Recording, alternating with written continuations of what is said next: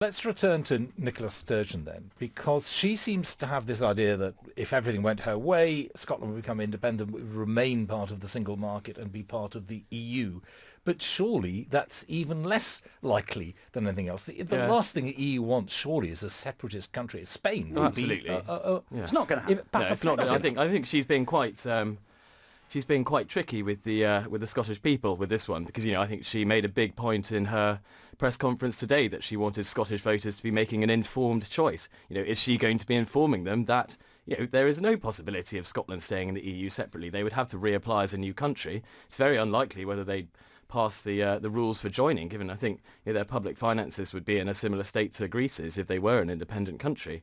I think it's frankly, I think it is bordering on misleading Scottish voters to sort of sell them this magical method of staying in the EU, which simply doesn't exist. We mustn't have politicians misleading voters. Oh, that would no, never. perish the thought. Perish the thought. Can I just ask you a quick question? Now, are you a hard Brexiteer? Do you think, look, we've got to get out of the customs union, we've got to get out of the single market, let's work on world trade rules? Is that your view? No, I think I think most Brexiteers, pretty much all Brexiteers would talk about the value of free trade. Of course, we value free trade with the European Union, but the problem with the European Union is that free trade comes with a huge number of strings attached, from the political to the legal.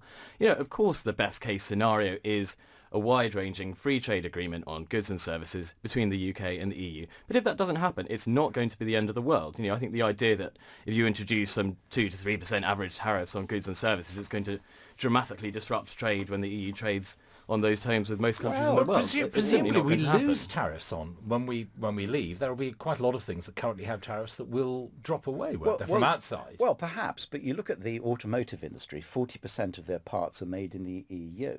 Wow, I mean, that is going to be a big problem. It's going to be a tariff. I mean, we've done a deal with Nissan, which no one tells us what it is. All the other car companies will be queuing up. Scotch whisky, the tariff on WTO is about, I can't think, 20%. Cheeses. Farming. Andrea Leadsom, God bless her. The one with the great smile, tells us, don't worry, everything will be wonderful. She's meant to be putting forward a white paper on agriculture about what's going to happen. She hasn't done it yet because they haven't got a clue what they're doing. I don't think that's really fair on the... So what's the agricultural plan then? Well, I think when you look at the balance of trade, the UK is a huge net importer of agricultural products from the EU. At the same time, EU tariffs, the Common Agricultural Policy, hugely pushes up prices of food that we want to import from the developing world. So, it's a double whammy. We get higher prices for consumers here in the UK, and we're also harming the development of What do you think will happen with fishing? I mean, clearly what was left of our fishing industry, they seem to be fairly pro-Brexit. But do we know what's going to happen on that front? Well, I think that the vast majority of people that campaign for leave are hoping that we get back control of our territorial waters. I think the government hasn't quite set out its position on that. But that's balmy, because, I mean, Simon and I are old enough to remember the Iceland Wars. Do you remember? I went to Iceland shortly after the Cod Wars. You probably covered it, the Cod Wars. That's all they will talk about. Yes, and you see, the thing is, it's all very well the fishermen having a good old very moan. brief. No, I know, we're coming up, the fishermen. But they've sold most of their licenses to the Spanish. Yeah. Well, we shall see what happens. Plenty to talk about. My thanks to Jerry Hayes, political commentator, former Conservative MP, and also to Hugh Bennett, Deputy Editor of Brexit Central. Thank you both very much.